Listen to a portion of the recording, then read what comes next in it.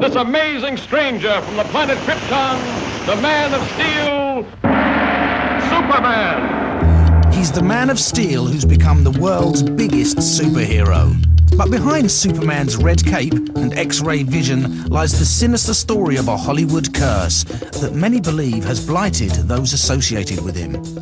As the fifth Superman film hits our cinema screens, we reveal a dark tale of tragic accidents, suicide, murder, debilitating illness, and mental breakdown.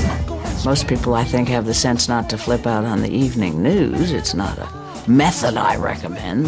If I were at Warner Brothers, I would definitely go to a voodoo princess and ask that the curse be lifted. I don't believe in things like curses, she says.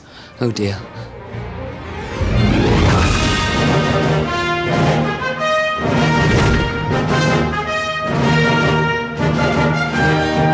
The origins of Superman and the curse began in 1930s America, a country in the grip of a deep economic depression.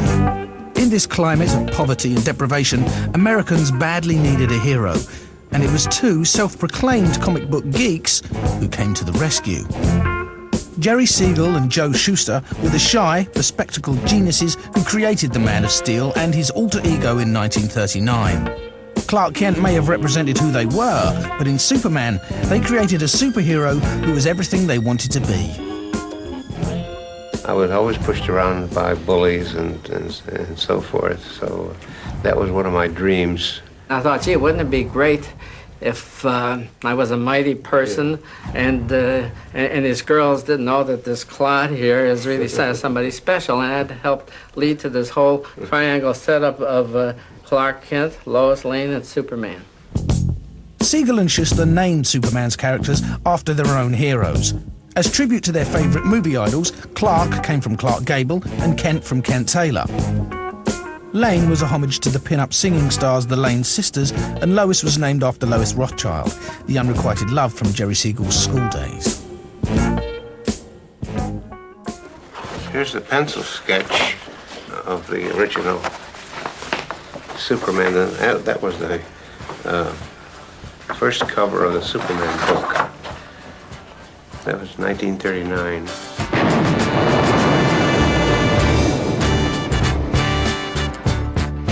The first issue of the comic book reveals Superman's origins on the planet Krypton and shows him being rocketed to Earth as a baby. He has the build of a fairly normal man, a man in decent shape, and he's doing things that aren't terribly fantastic. Superman hears about a man beating his wife and zooms in and frightens the guy, and the guy faints. A little joke on the fact that the tough guy isn't really so tough after all.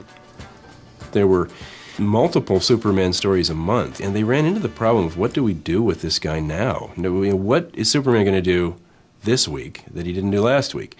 So they began to add new powers, for one thing. Suddenly he flew, and then he flew faster, and then he began to get X-ray vision, and as time went on, it was sort of nothing Superman couldn't do, and so you begin to see a more physically muscular Superman.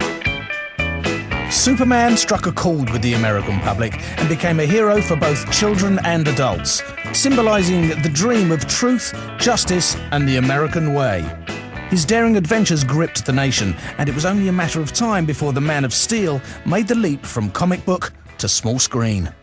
Look, up in the sky, it's a bird. It's a plane! It's Superman. The first man to don the blue tights was former boxer George Reeves in 1952.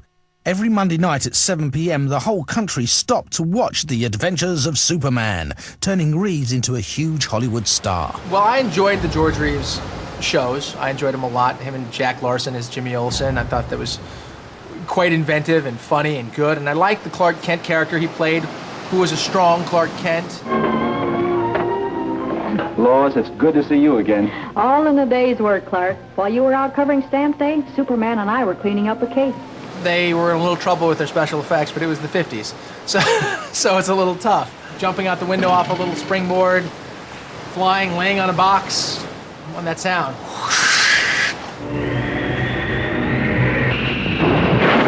I always consider the curse, if there is one, to be the fact that that role really ruined or derailed George Reeves' acting career. Bye now. But when Reeves hung up his red cape after 104 episodes, he found himself typecast. The series was finished, and so was he. Nobody wanted to employ the Man of Steel.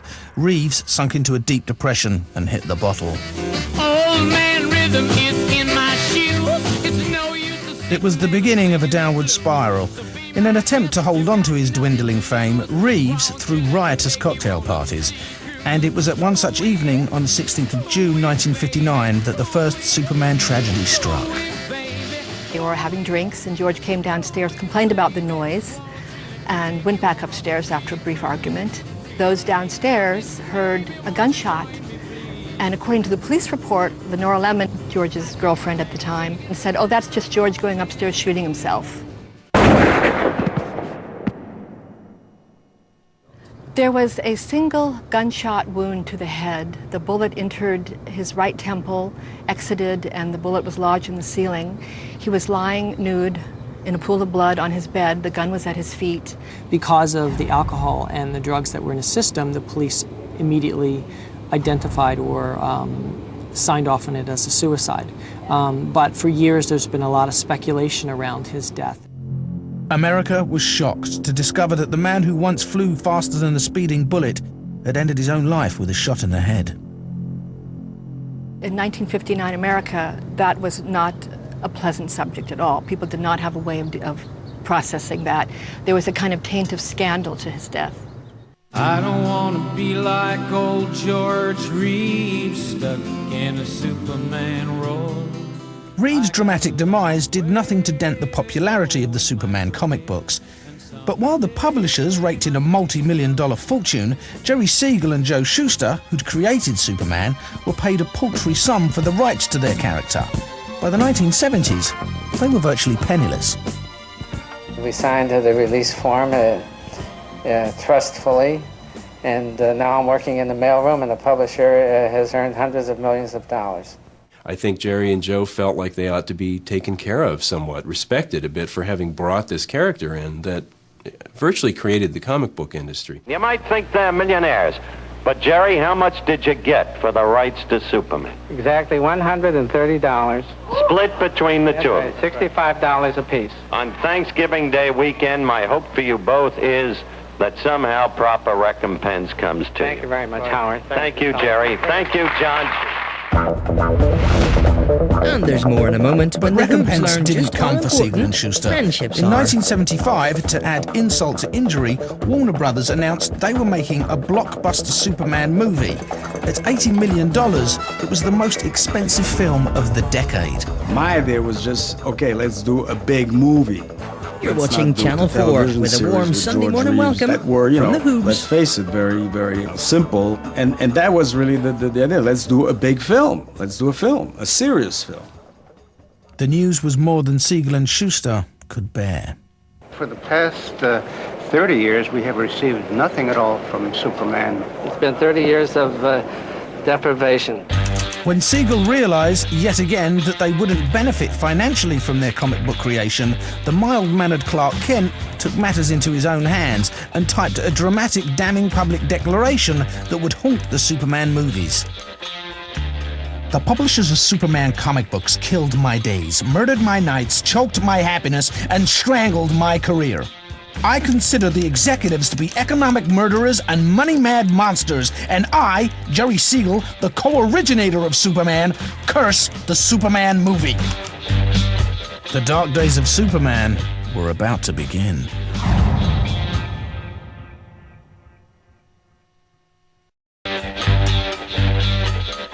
In 1975, Warner Brothers revealed that they were making a multi-million-dollar movie of Superman.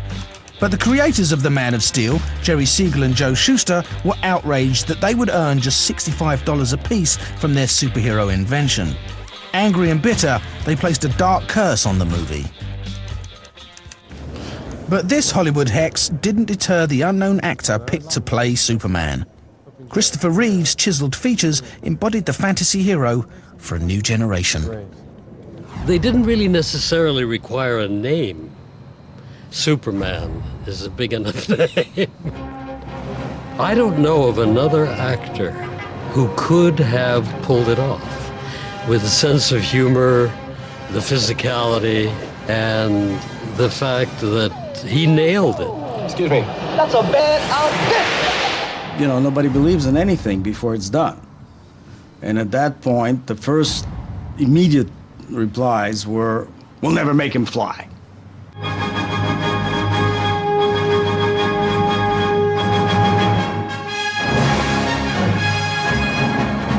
The movie was a box office smash, partly due to groundbreaking special effects that helped to create the illusion, for the first time in cinematic history, that a man could really fly.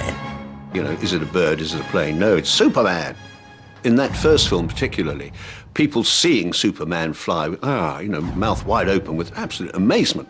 He flew in about... It would take pioneering techniques, using ropes and harnesses, to create the special effects that would inspire wonder in cinema audiences. There were a lot of trial and error misses. And in particular, the scene where we flew off the balcony in the first flying scene, we were attached to our harnesses. I had a fellow named Derek who did like to tipple on the wheel that controlled my harness. And we would go off semi together in the air, and then I would go flying out here and whack back into Chris, or Chris would go up and I'd drop down, or they'd drop us in the bushes, or we'd hit the wall. I think that first takeoff scene we did something like 60-something times. And Christopher just stayed in character all the time. He really believed in the myth of Superman. Chris was much more Clark Kent in real life than he was Superman. The filmmakers pulled off an amazing coup by casting the world's biggest box office name, Marlon Brando, to play Superman's dad, Jor-El. You just look at Marlon on screen and he's so magnetic, such a presence and that such a great voice.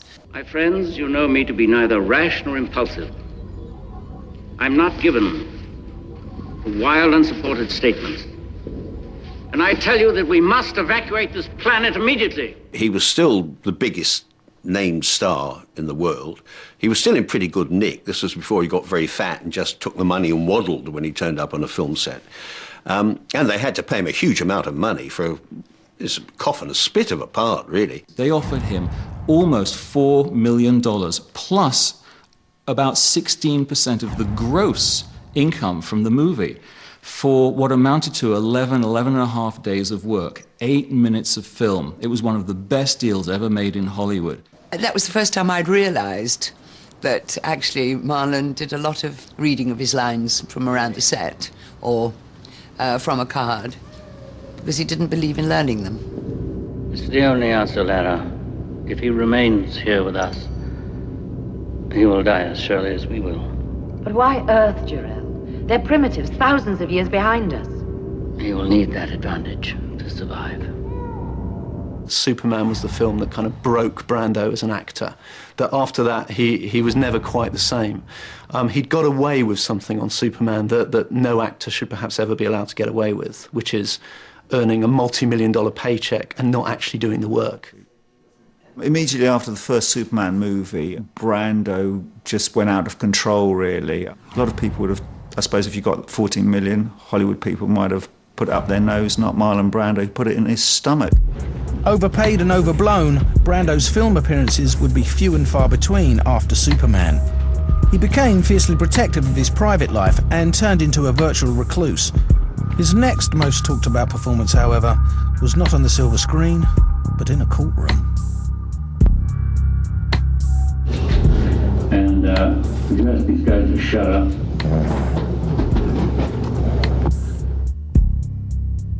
The Mulholland Drive mansion that Brando shared with his wayward daughter Cheyenne and her boyfriend Dag Drolet had been the scene of a terrible tragedy.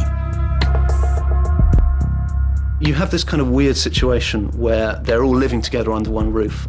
Into this scenario, this kind of perfect sort of stage drama, you've got Brando's son Christian. By all accounts, he's a hard drinker. He dabbles in drugs, and he's also a bit of a kind of gun fanatic too. Christian flew into a rage following accusations that Dag had physically abused his sister. A fight broke out with disastrous consequences. Leaving Cheyenne without a boyfriend, Christian locked up in jail, and Brando a broken man. As news was leaked that Christian had killed his sister's lover, the world's media gathered outside Brando's home. Must be the killing time, unwillingly mine. Fate up against your will, through the thick. It was probably the kind of biggest Hollywood court case in decades. And at the centerpiece of it, obviously, is Marlon Brando, who comes in and treats the jury to this rambling, 1 hour long testimony. You do solemnly swear that the testimony you may give in the cause now pending before this court shall be the truth, the whole truth, and nothing but the truth. So help you God? No, I will not swear on God because I don't believe in the conventional sense. And this nonsense. Brando was as difficult and unorthodox in court as he was rumoured to be on set. And you ask these guys to shut up.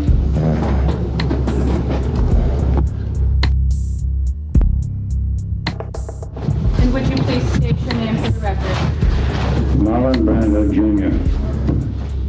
I was an observer there for several weeks and spoke to Brando many times, and I could not tell whether the man was either the most moved father imaginable or simply the greatest actor playing another role.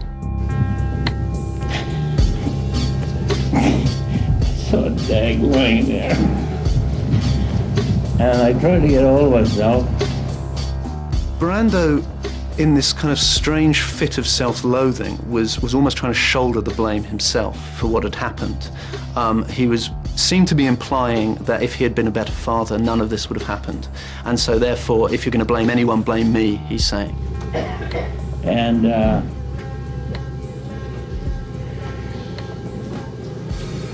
I felt his pulse on his neck. He still had a pulse. And I breathed into his mouth, and I called 911. Christian Brando is eventually sentenced to 10 years for voluntary manslaughter. Afterwards, Brando goes out and faces the press, and Brando, by this point, hates the press and refuses to give any interviews. As Brando left court, it seemed his bad luck was over, but there was more to come. The daughter of the actor Marlon Brando has committed suicide at her home in Tahiti. Relatives said 25-year-old Cheyenne Brando had been depressed since her half-brother killed her boyfriend 5 years ago. She was found hanging in her bedroom at home on Sunday. The perfect world that he'd been trying to kind of create for his family had just finally kind of imploded. And I think kind of a lot of life went out of him as well at that point. Brando was so grief-stricken, he couldn't bring himself to attend his daughter Cheyenne's funeral.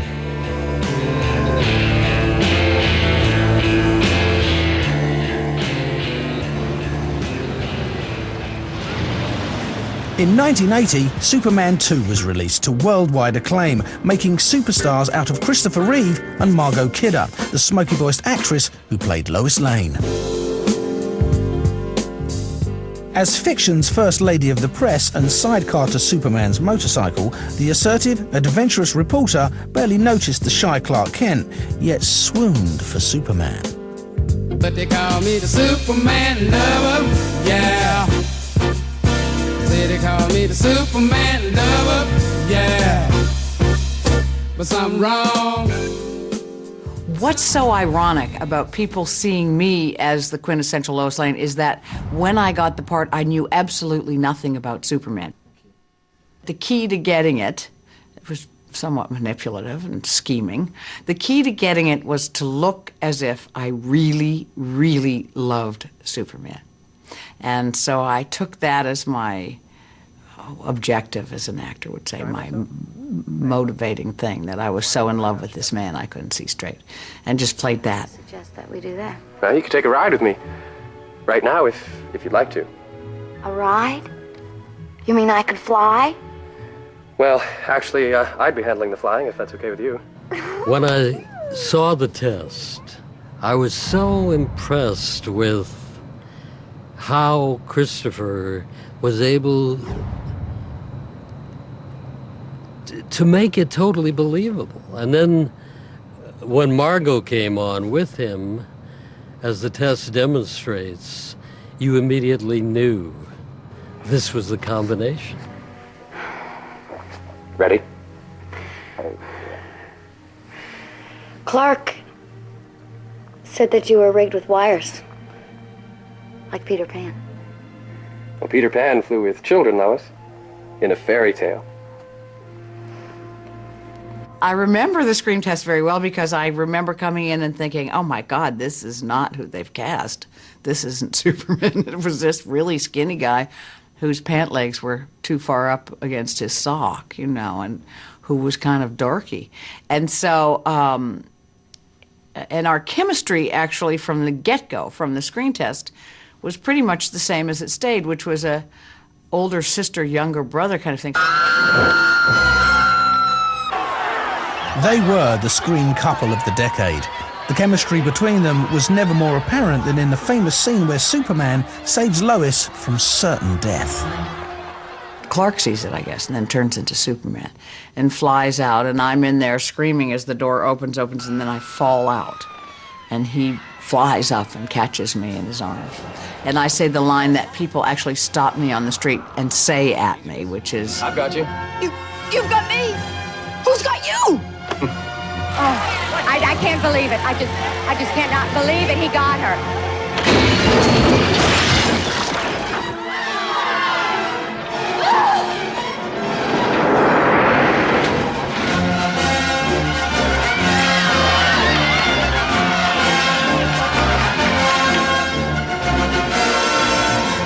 That's the moment when Lois Lane falls in love with Superman. Not with Clark Kent, but she falls in love with Superman. Look, Chief, the panic's on. The thing's gone haywire.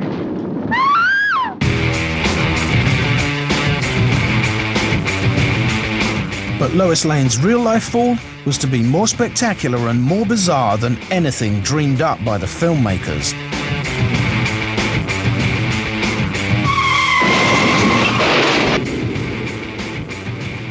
She suffered neck injuries, injured an arm and a leg, had nerve damage, partially paralyzed, I believe, one of her legs. And it was really the beginning of a very difficult time for her. and I screwed up my spine and pinched something off in the left side, which alternately semi-paralyzed my left side. I'm really lucky I'm alive from that one. Really lucky. Margot's huge medical bills left her bankrupt, and she was unable to find work in Hollywood because of her injuries. She slumped into a severe depression, which eventually spiraled into a major psychotic episode. Cry. Margot Kidder is in a psychiatric ward this morning. The co-star of several Superman movies was found dazed and confused Wednesday in the backyard of a Glendale, California home. I looked twice, but it was definitely Margot Kidder. She looked like she hadn't eaten for a couple days. This is where she wound up, in the backyard of a stranger's house, hiding in a woodpile, her face covered with scratches. At the time of her discovery, she was wearing disheveled clothes, cast-off clothing, and had apparently cut her own hair off with a razor blade in an attempt to alter her appearance. Well, it was tough. At first, it was mortifying to have it all over the news. I mean, when you're lying in a hospital looking at the television and there are reports of your own flip out on the news, it was, I mean, it's so mortifying you can't believe it. Her mental breakdown had begun at 3 o'clock in the morning in Hollywood's LAX airport. She introduced herself, and the next thing she said is, "Someone's trying to kill me. He's hired many people here at the airport, and they're looking for me, and I need you to protect me." Did you think she really was in danger? I did, until she started pointing to people who were on the plane with us, saying, "That person has been following me all day," and then saying, "I see you, I can see what you're doing over there looking at me." And then it became pretty sad and scary, and we knew she was very confused. In a deranged state of mind, Margot scribbled paranoid notes and gave them to strangers in the airport, including one that said, "I am dead." The next time Margot was spotted, she was living with the homeless in downtown LA. Her front teeth had been knocked out during an attempted rape. There was an incident that happened when I was crazy as a bedbug wandering around downtown LA, and I was wandering, at one point I was somewhere downtown, and there were helicopters overhead and a street cleaner, and I thought they were there just for me because they had to kill me. And I was being shot, and I was racing in a state of terror from street corner to street corner, and two old black men came up with their shopping cart. They were homeless. And one of them said, "Lady, I think you're very confused. Why don't you come with us? We'll take care of you." And I did. I went with them, and I was walking down the street with them, and for some reason my snooty factor kicked in. And I felt the need to say to one of these guys, whose name turned out to be Charlie, I said, "You know, I'm not from this part of town. I don't know how to act in this part of town." And he went, "Lady, none of us are from this part of town." And that there ain't no such thing as a Superman. There ain't no such thing as a Superman. When I was downtown with the homeless, I said, "Well, now, for gosh sakes, guys, don't be homeless downtown. This is horrible downtown L.A. What a cesspool. If you're going to be homeless, let's do it in the woods." I was nutty as a fruitcake. "Let's go up to my friend Rosie's cabin and we can kill squirrels," or something like that. But I didn't get any takers. So I was on my way on my own. Margot was actually making her way to a close friend of hers, Rosie Schuster.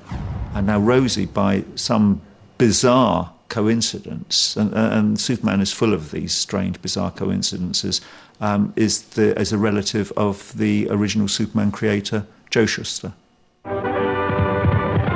Lucky Lois. Always gets her story. And luckily, she lived to write it.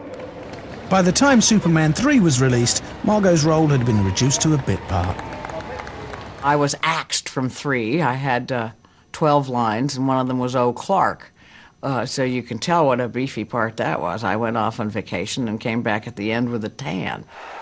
But as Superman 3 creaked into action, the curse would turn its attention to Hollywood's funniest Hellraiser, Richard Pryor. I remember one time this guy from Warner Brothers was coming over, he was going to do a film with me, and he came over and he opened the cage, and I said, "Don't open the cage!" Superman 3, as big as it was, it almost symbolized a period where things started to go the opposite direction for Richard.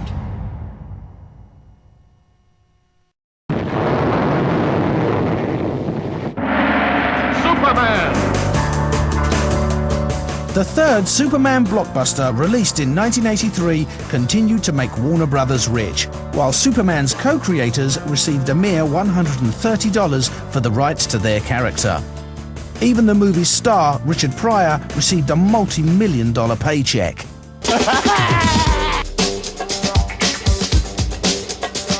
In the 1970s, Richard Pryor was the funniest man alive, a tragic comic genius who grew up in a whorehouse where his mother was a prostitute and his father was a pimp.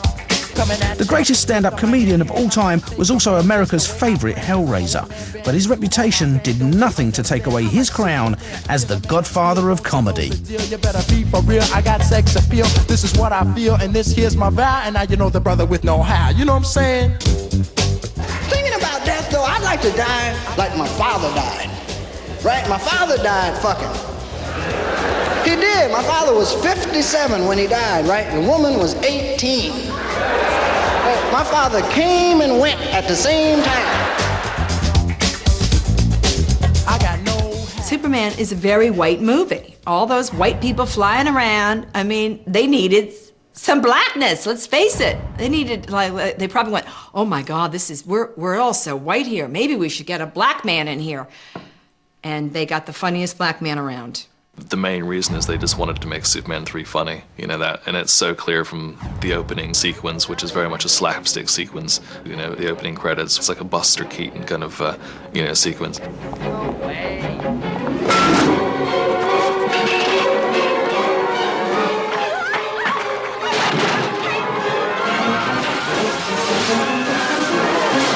He did some quite good shtick in it, you know. There's one scene where he's cavorting about with a pink towel, doing an impersonation of Superman, which is funny. Yeah, of course it's funny, because Richard Pryor's a very funny man.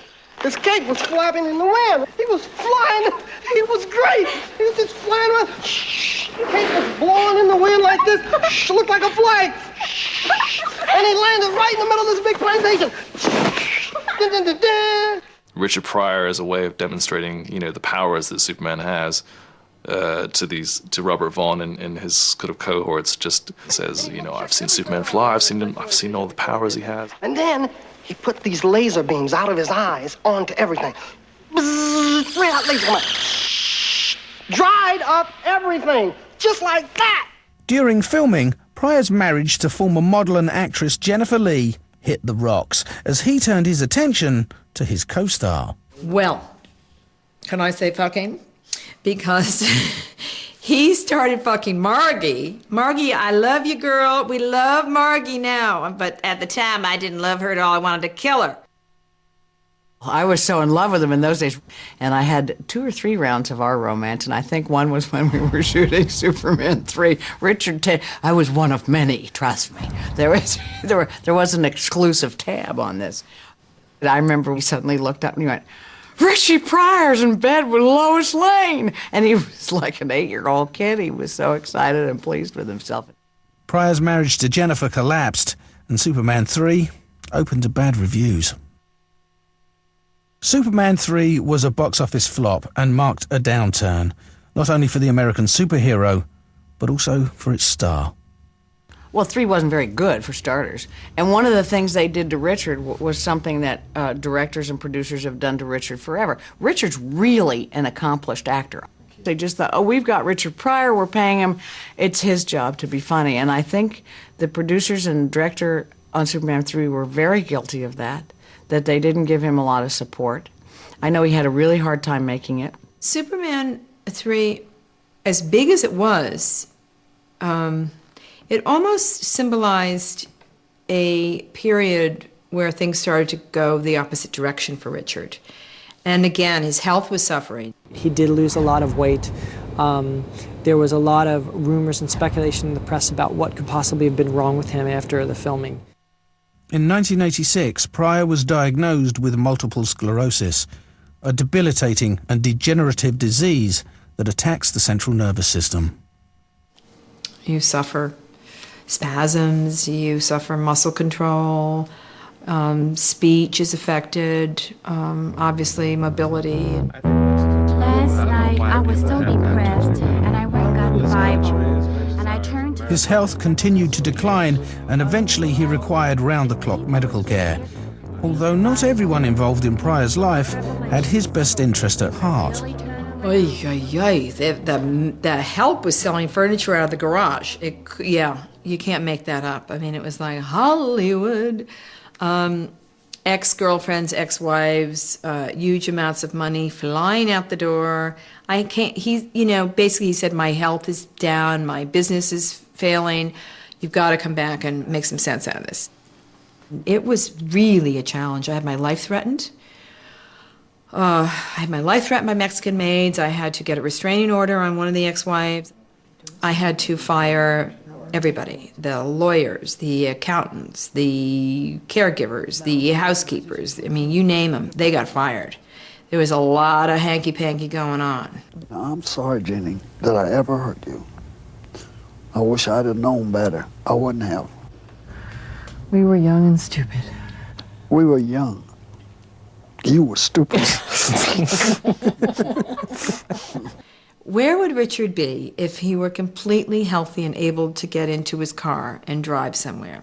He'd be in a whorehouse, sucking on a pipe, or he'd be in a dope house sucking on a whore. That's the truth. Jennifer safeguarded Pryor's health and business affairs as his disease progressed. See him very much alive and very much a part of my life. He's my life. He's my life. That's how I would describe our relationship. As Pryor's health deteriorated, so did Superman's screen reputation. Superman 4 opened in 1987, with Christopher Reeve once more at the helm. Reeve only agreed to step into the blue tights if he could be involved as a writer. But the movie was panned by critics and audiences alike.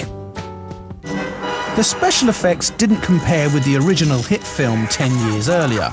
In fact, the fight sequences in space between Superman and the new villain were so farcical that they've been hailed as some of the worst ever seen on screen.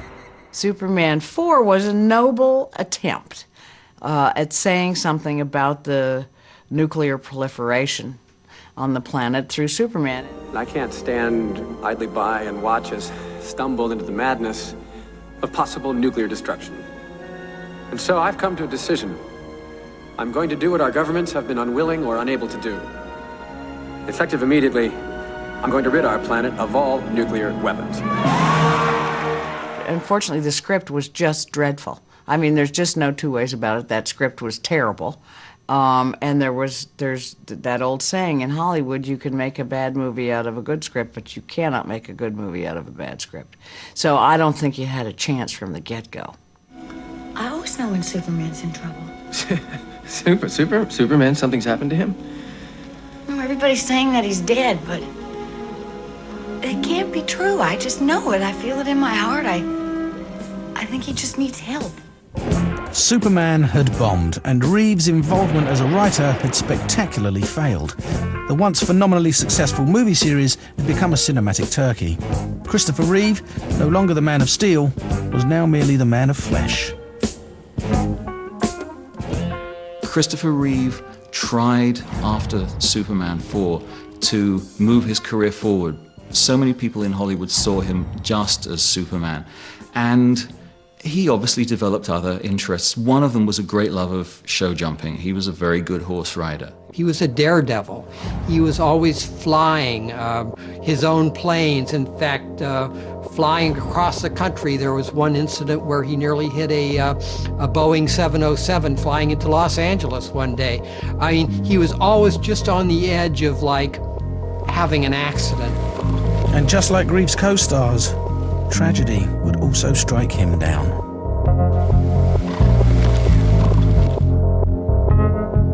When Christopher Reeve went over that horse, right over the head, went over the jump and landed on his neck and was taken to the hospital, paralyzed. He had what's known as a C2 break, and that refers to the number of vertebrae. I think it's the second or third vertebrae down. Reeve currently has no movement or spontaneous respiration. He may require surgery to stabilize the upper spine in the near future. At this time, it is premature to speculate about his long-term prognosis. He stopped, and I wasn't, really paying attention, and I just went over his head, straight down, sort of like a jackknife right into the ground, and managed to actually disconnect my head from my spinal column. And the surgeons managed to put my head back on. Of course, when I heard about the accident,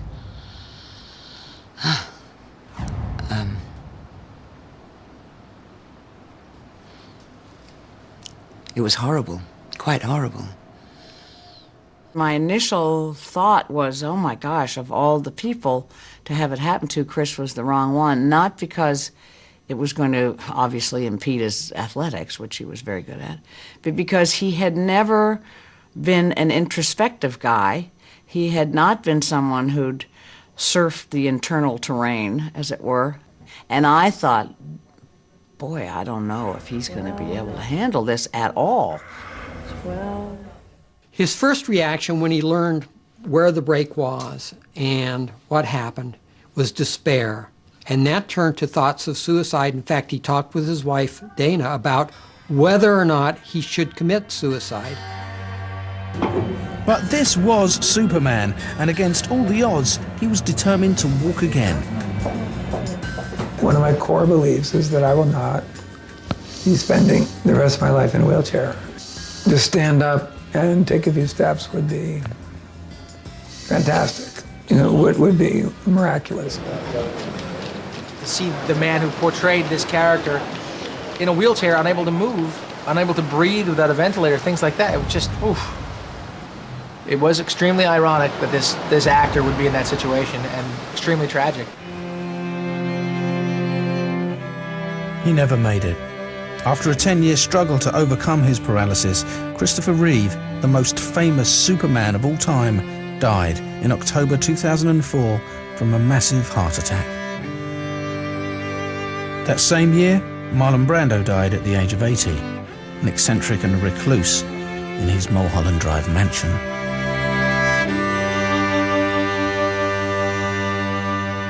And tragedy would even strike Lee Quigley, the boy who played Brando's screen son, the baby Kal-El. He was the baby that Marlon Brando held and put in a capsule to send to safety, finally landing on Earth. And he was chosen from a casting search of many hundreds of little infants, largely because he supposedly looked similar to Marlon Brando. Lee Quigley was 10 months old at the time, and his attachment to Marlon Brando and Susanna York was very apparent on the film. Kal-El.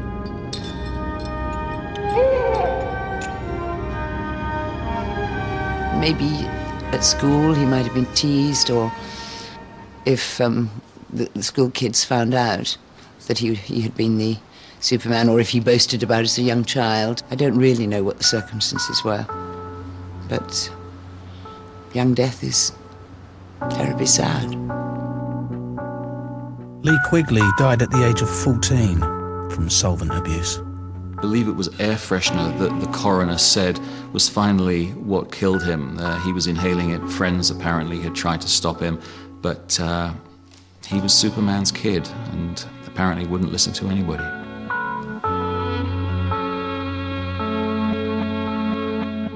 By December 2005, a heart attack also claimed the life of Richard Pryor after his 20-year battle with multiple sclerosis.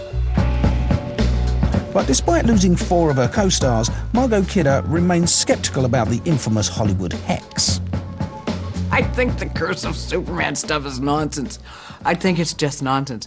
The reality is, if you get any group of people, and you statistically get, say, a group of 100 people, X number is going to have some sort of calamity in their life, because that's what life is about. If I were Warner Brothers, I would definitely go to a voodoo princess and ask that the curse be lifted, so that nobody else is struck deathly ill or be mortally wounded. Or it's fascinating.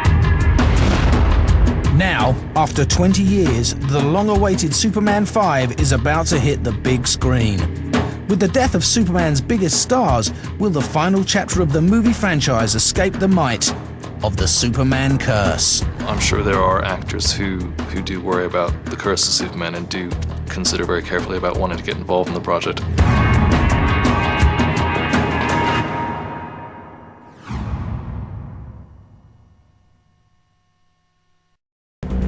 Mental breakdown, suicide, and murder. A catalogue of tragedies has damned Superman's biggest stars since its co-creators put a curse on the movie back in the 70s.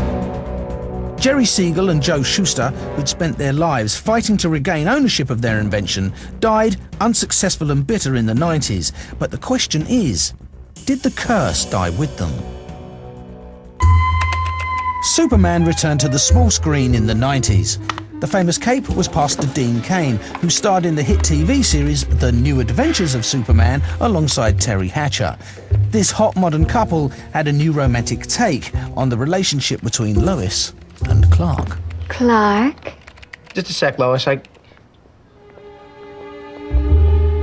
What was great about Lois and Clark was that it was about Clark. And then Clark and his romance with Lois was fantastic. And that was the crux of the show, which is different. I guess I'm just not attracted to you, Lois. Liar, you are so attracted to me. I guess not. Guess so. Guess not. Guess so. Can we get back to the story now, please? Fine by me. I've been around for a while. So far, nothing's gone wrong with me, knock on wood. Superman's been hit constantly by bad luck. So, you can be skeptical about it. You can say, oh, it's just a series of coincidences. But really, too much has happened to all these people involved. Too many tragedies have happened in their lives. Listen, if I'm cursed, I'm doing all right, but I'm still young and we'll see what happens. But life is life, and tragedy will befall every single one of us. We're all gonna die at some point. And now there is a new Superman. After an 11-year struggle to find an actor to step into Christopher Reeve's boots, the 5th movie is about to hit cinemas across the globe. Shot on location in Australia, with a budget said to be in excess of $400 million, Superman Returns is already the most expensive film in movie history. If you go down to Warner Brothers Studios, outside one of the giant sound stages, they have a painting of Superman that went up, it's got to be 10, 15 years ago. It was there to announce Superman 5. It's still there today, and finally they might have their 5th Superman, but it's stayed there, and every few years they go and refresh the paint. But they have struggled mightily to put a face to that Superman. Some of the world's most famous actors, including Josh Hartnett, Nicolas Cage and Jude Law, have been linked to the role of Superman. I'm sure there are actors who do worry about the curse of Superman and do consider very carefully about wanting to get involved in the project. Ashton Kutcher, a major TV star with a very good film career, actually said he refused to get involved with Superman after he was linked to the role because of the curse. He didn't want to run the risk of becoming another victim of the curse. I still think it's pretty dangerous business. Hope nothing goes wrong. But despite Hollywood superstition surrounding the curse, one man wasn't afraid to step into Superman's suit. In what has become a Superman tradition, yet another unknown actor was cast in the lead role, Brandon Routh. I'm excited to see someone else put on the suit and fly around and be called Superman. That's fun. It's a daunting character to play, and I hope this guy does a great job. My heart goes out to the kid playing Superman because he's going to be fairly or unfairly compared to Chris no matter what he does. And he could be brilliant, and somebody's going to take a whack at him because he's not Chris Reeve. So he's got a really tough mountain to climb. Brandon Routh is the spitting image of his predecessor, Christopher Reeve. But will this uncanny resemblance be enough to convince cinema goers that he is Superman for a new generation? A dream destined to change the world. It's going to have to be very impressive indeed to justify all the hype, to justify all the expense. And I imagine a lot of people in Hollywood are keeping their fingers crossed firmly at this moment. The fate of the new Superman and its latest stars remains to be seen. Has the bad luck finally run its course, or will the curse of Superman strike again?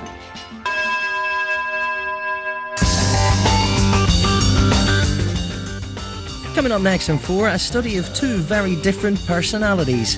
One with a degree in gender studies, the other an adult film star with a world record your mother wouldn't be proud of. The story of Annabelle Chong is next.